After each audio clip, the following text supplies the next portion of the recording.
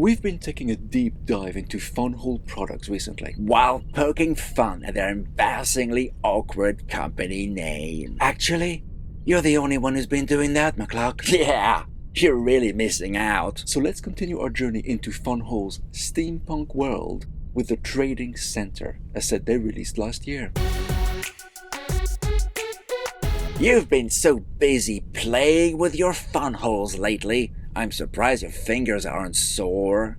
Really, McCluck? I'm starting to think he needs help. He's just never gonna stop, is he? Unlikely. So, FunWhole very graciously sent us this large set to review. Thank you so much, FunWhole. We couldn't do these reviews without your generosity. Free stuff is good and all, but no amount of gifts will stop us from being brutally impartial. At least, free stuff allows the corn to keep flowing. There is that. Okay, so let's start with the minifigs. For fear of repeating ourselves, yes, they look different. Obviously. They can't copy Lego's own design for fear of a visit from blood-sucking parasites with briefcases. And who wants that? So they're different. Different is actually good. Variety is the spice of life. Our biggest complaint remains the same. It would be much better if the torsos and legs came pre-assembled.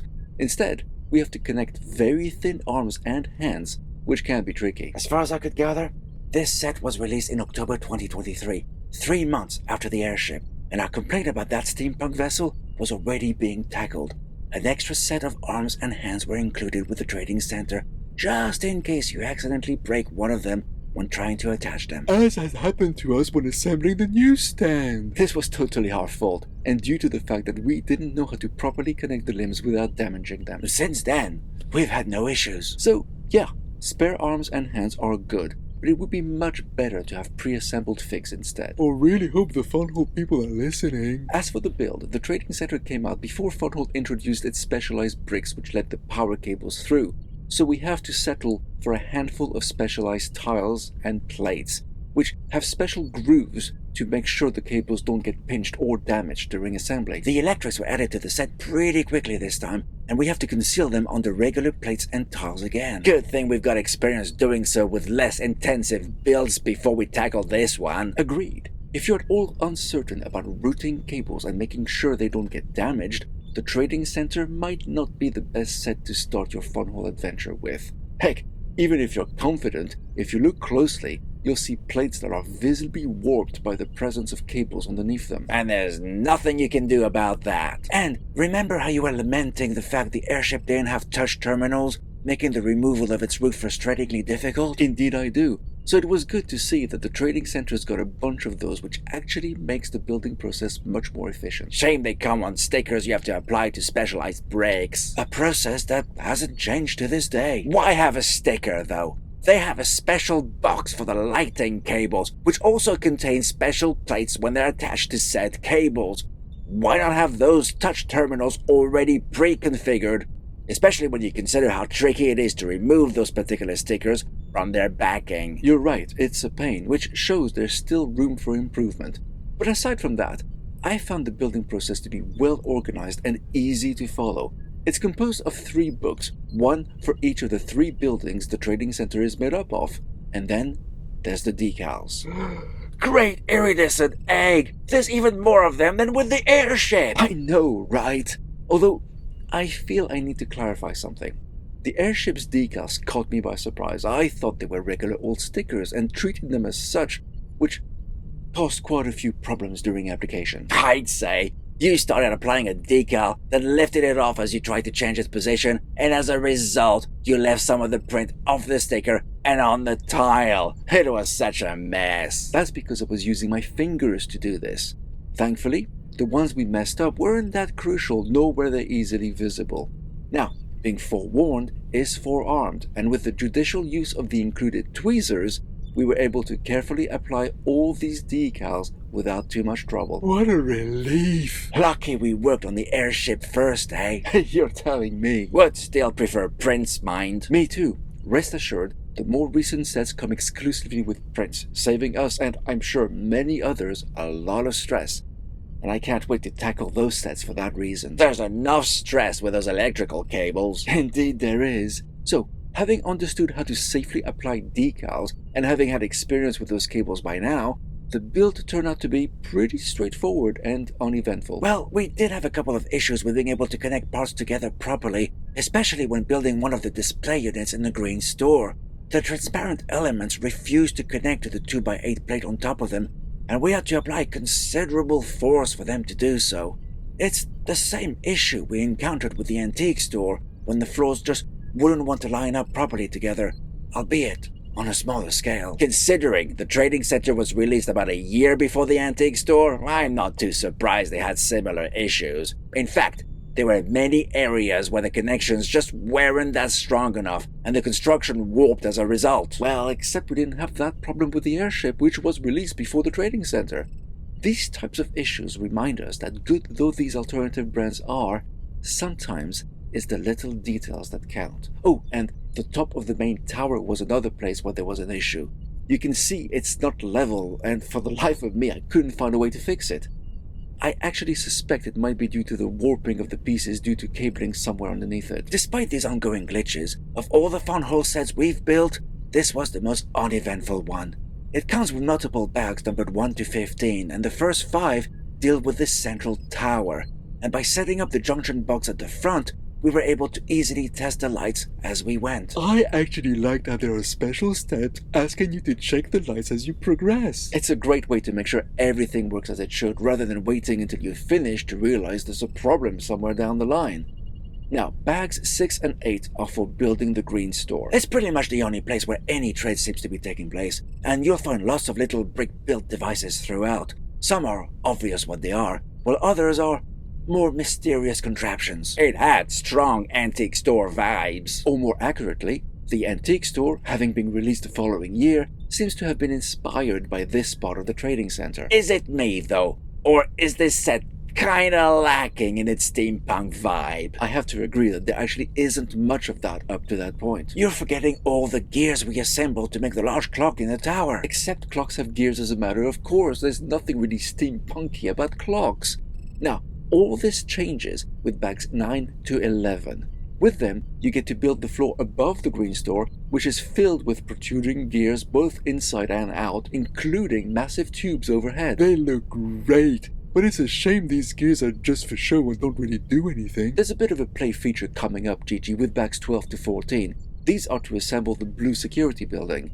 It too has a large gear sticking out which does nothing, but the centerpiece is clearly the lift, whose design is so simple, I'm a bit ashamed I didn't think of it for a mock I'm currently working on. Guess you'll be lifting that concept for your design now. If it's stable and reliable enough, absolutely. I quite like the counterweight to the side. What I find funny is that the design doesn't need it. The lift works perfectly well without it, but it's just there for that extra touch of realism. Pity they didn't focus on the lift's usefulness more, though. I mean, it looks great, don't get me wrong, but it's super hard to get a fig in there with big chubby fingers, and by the time you get to the first floor, there's a huge gap between the lift and the rest of the floor.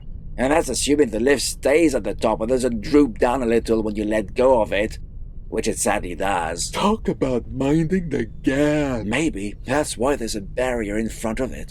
A barrier that comes off way too easily when you try to turn it because it's only held in place by a single stud. So the lift is tricky to put a fig in, but what about the rest of the building? Good question, Gigi. So, even though the green store has a wall completely missing on one side, the easiest way to get our fingers inside is by removing the top floor. The top floor itself is tricky to get into, as the roof's an integral part of the design and can't be removed.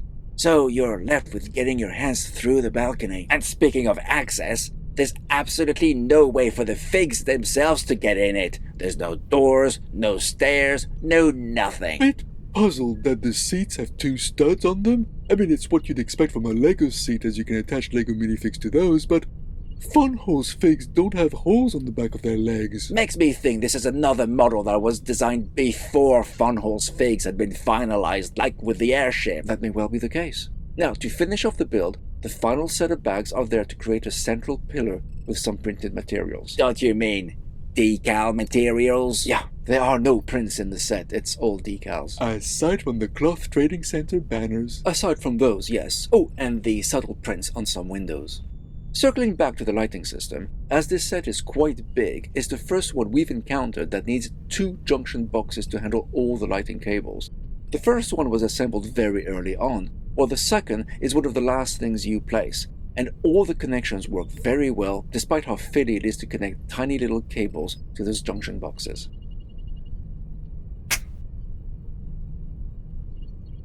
It's always nice to see the model fully lit up. It certainly adds a nice touch to the building. I appreciated that, unlike the airship, there isn't a hole to hide the battery box in. And a good thing too, as it's a pain to get it out of that place. But the drawback is there's a massive box sticking out of the top floor. And it's not that sturdy a connection as it can easily get knocked off. They should definitely have used more than 2 studs to attach it with. So, the end result looks nice, but I must say, the building didn't blow me away. Okay, the clock works. You can turn it using a large cogwheel on the side, and the lift is fun even if it isn't that functional as a play feature. But for a set that's part of a steampunk collection, it certainly lacks that steampunk flair. The most steampunk area, as mentioned earlier, is that room on top of the green store, and that's really not enough in my opinion. Okay, well, on the plus side, as the building is not too steampunky, you could include it in a regular city setting, and it would fit right in, right? I mean, look at it next to the antique store and newsstand. And as the trading center is built on what is essentially a mill's base, it blends seamlessly with these others which we had converted to be on mills themselves to fit with Lego modelers in a previous video. That was quite prescient of us. Wasn't it just? Yeah, but without that, it doesn't actually fit with the other modulars. Yes.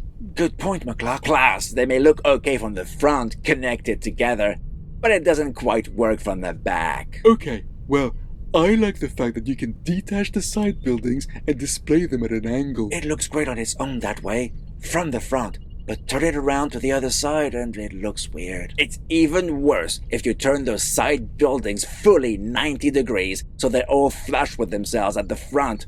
Okay, the front looks imposing and all like that, but all you've got left at the back is the info center sticking out like a sore thumb with recessed buildings which have no back walls. Doesn't work for me, truth be told. So actually, it would be a bit of a challenge to incorporate it into your city. So yeah, it's a good-looking building, depending on how it's presented and from certain angles. But it really just works best on its own. On the plus side, it does come with a generous amount of lights and has an interesting style.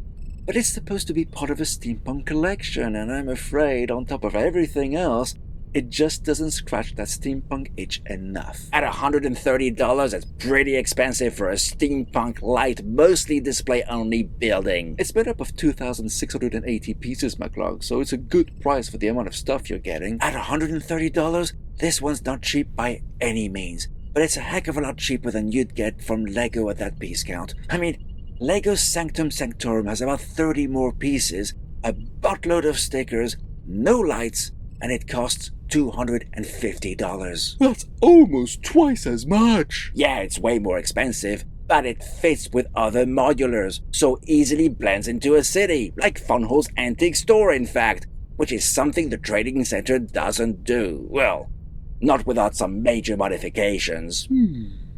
I didn't expect us to have so many issues with this one. I think it actually shows the lightning-fast progress FunWhole have made recently. It feels like they were still finding their way when they released the trading center, but if you check out this year's steampunk offering, like the Flying Club for instance, it's on their standard base, similar to the antique store, with a design that appears to be compatible with their current buildings.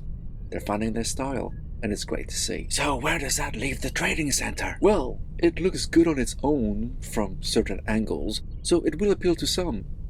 We're just not them. And if you do like it, check out FunWhole's website, as they often offer heavy discounts for their existing sets, even the newly released ones.